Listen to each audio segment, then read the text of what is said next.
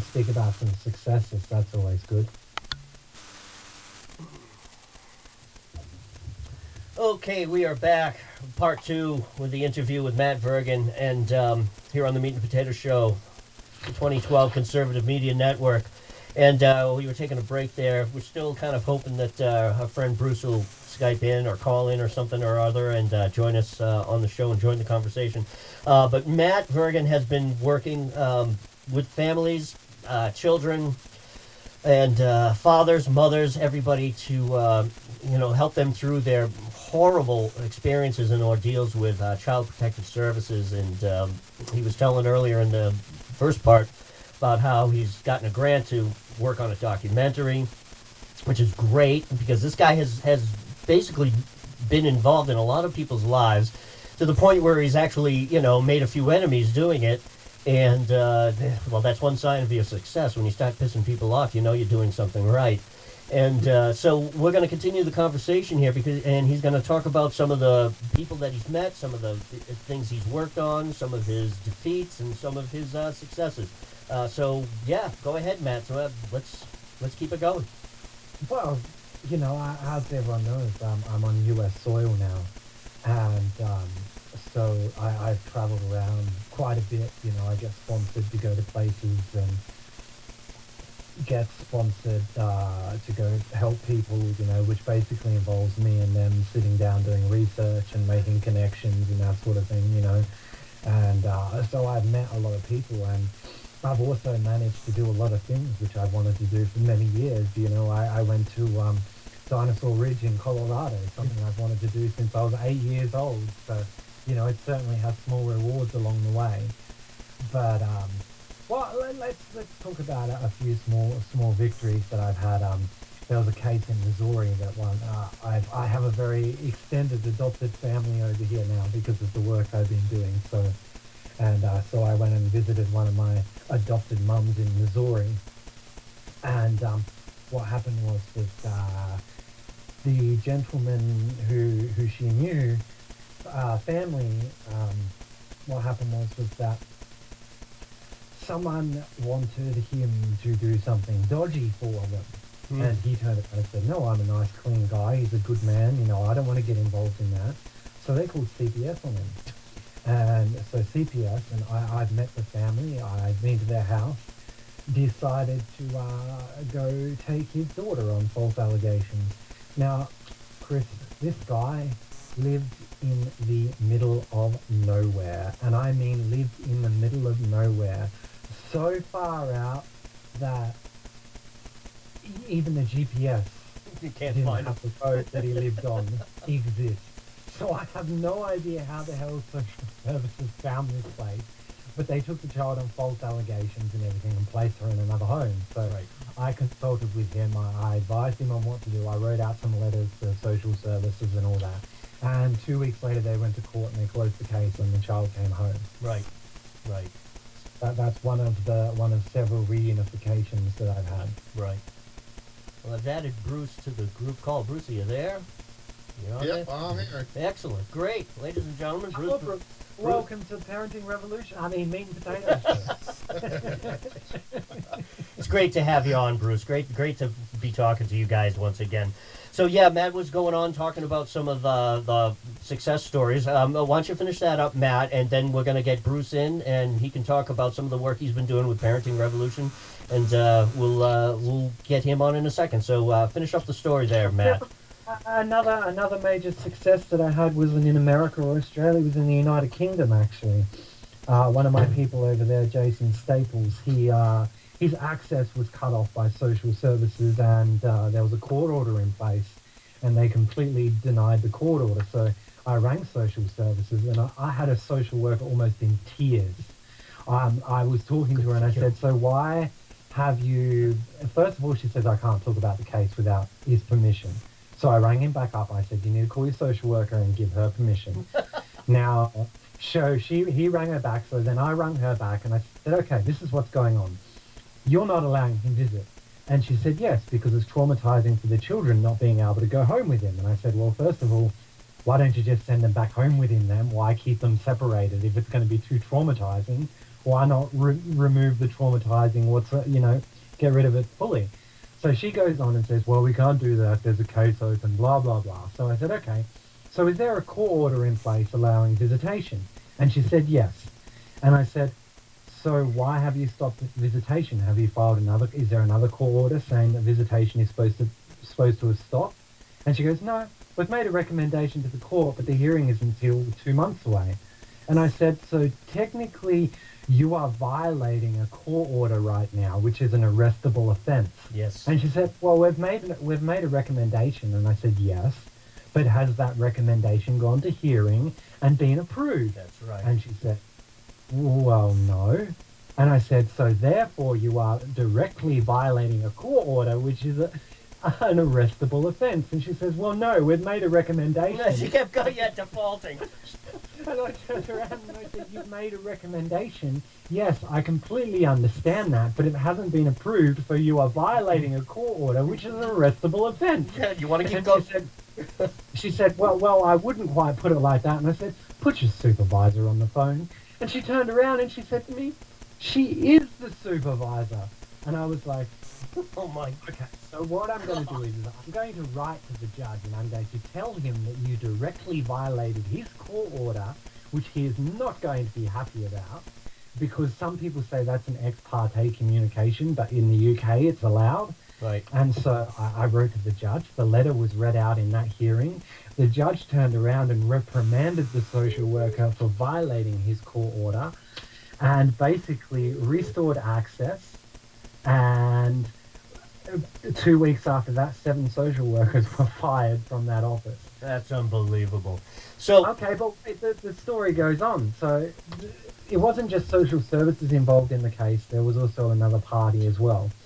So his ex-wife's attorney put a motion into court to not allow him to go to the Christmas presentation that they were doing at their school, because once again it'd be too traumatizing to the children. So I wrote to the judge again and I turned around and I basically said, well, wouldn't it be more traumatizing if the dad didn't show up? And though her an attorney is a professional in one profession, should she be making should she be making suggestions based on what a clinical psychologist should be making? And once again, they're violating your court orders, Your Honour. So he got to go to the Christmas play because that judge was not happy.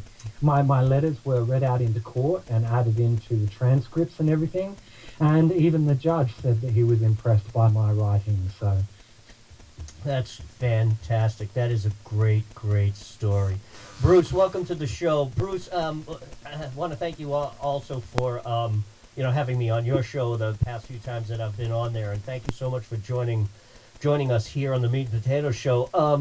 What got you into this? How did you start Parenting Revolution? Give my audience, a rundown and an introduction on yourself and what it is that you're doing. Go ahead, Bruce. Okay, I'll give you the whole kit and caboodle. Go ahead, please. So, in 2010, I had met my current ex, and we dated for about 8 months, and then we had split up, and she told me that she was pregnant, and lo and behold, after that, she just kind of took off, literally left the state, and then came back. I filed in court to have her, to find her, and then to have her served to bring her into court. I took her to court, and a year later, we finally had trial. The judge came back in favor of her for full custody, full legal, full everything. Mm-hmm.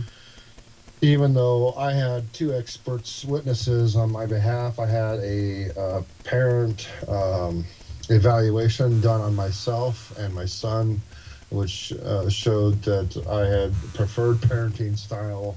The expert was there to testify on my preferred parenting style, and my ex had just friends and her mom there too, as her witnesses. So, are you there? Hang on. Yeah, you lost. Yeah, I think I lost Bruce though. Hang on. This is what happens here. All on hold. Nope. Let's see. What am I doing? Resume call. Call failed. Who's there and who's not there? Wow, that's amazing. Okay. Yeah, we're trying to get Bruce back on here. It's saying the call's on hold. How do I unhold it? Trying to get it back off hold. That's interesting. Nope. I'm gonna do. You there, Matt? Yeah, I'm still here. Let's get Bruce. Bruce Vesper, add to group call. Bruce, you there? Bruce, you there? He'll be back on. Yeah, because I think I got him coming in now. Bruce, you there? Yep, I'm here. Okay, I'm sorry. Everything. You know how Skype is. Dropped out. Keep going with your story, though. Yeah. So where did I leave off at? Yeah, no, you were talking. You basically started off talking about how you got started in this and with Parenting Revolution. Yeah, go ahead. In 2013, I started a nonprofit organization called Partners for Equal Parenting, which is an organization, a nonprofit organization to help out children receive time with their parents. We do courtroom support. We do transportation for the children to get to and from the parents so they can see each other. We advise clients on what they should be doing. We advise clients on how their attorneys should be handling their cases. We also advise, we do courtroom support. We'll go there, we'll sit there, and we will literally show up in numbers to do courtroom support. We've done several for both moms. We do several for dads. I've got one coming up on Monday for a dad who was found in contempt of court for not letting the mother see the child, and because dad has full custody, the mom was trying to see the child and dad wouldn't let it, so he's being sentenced on Monday. We'll be down there again. We literally advise parents on, the do's and don'ts of going through this long, tedious process, not to kind of jump the ball. We never advise them not letting their child see the other parent. We're totally against that. Right. However, there are situations where equal parenting should not exist in the particular case, and we look at each case separately before we move to that type of judgment. Each of our clients receive an evaluation so that we can tell that they're just not in this to try and better their side for their court case. We want to make sure that the interest that they have is in for the best of the children and not their own interests. So I started that in 2013, and we've been going strong. We've got our nonprofit status through the IRS and through the state. We're all registered. We're all legit. Right now, we're currently going through the grant process, getting more funds to start up more programs. We have lots more programs we're planning on doing. We're planning on starting a retainer fee program so to help parents get the attorney that they need. We are also planning on doing a supervised visitation so that way we have a building, a secure facility where the children can play with their parents, and that way the parents don't lose time or the kids don't lose time with their parents. Where does the funding for this come from? This is an absolutely fantastic organization that you have going there. And did I lose him again? No, I'm still here. No, I'm talking about Bruce. Did I lose Bruce again? Yeah, I think what's happening, Chris, is that you're only allowed one person on at a time. Otherwise, it's going to have a hissy fit. Oh, it's going to have a hissy fit here. Well, no, I've had other people on here before. This is weird. This is very weird. Well, I'm going to get Bruce on here, and so I'm going to actually try to just get him on so that we can get him on to the show here. And it's add him to the group. We can add him to the group. We can add him to the group. This is very odd. I've never had a problem like this before on with Skype before like this at all. Very strange. Very, very, very strange. So anyhow, the great thing about what he was talking about is that there is I wanted to ask him about where his funding came from for all of this, and it's I'd like to get the answer if I can get him back on here. Hang on, Matt. Hang on, everybody.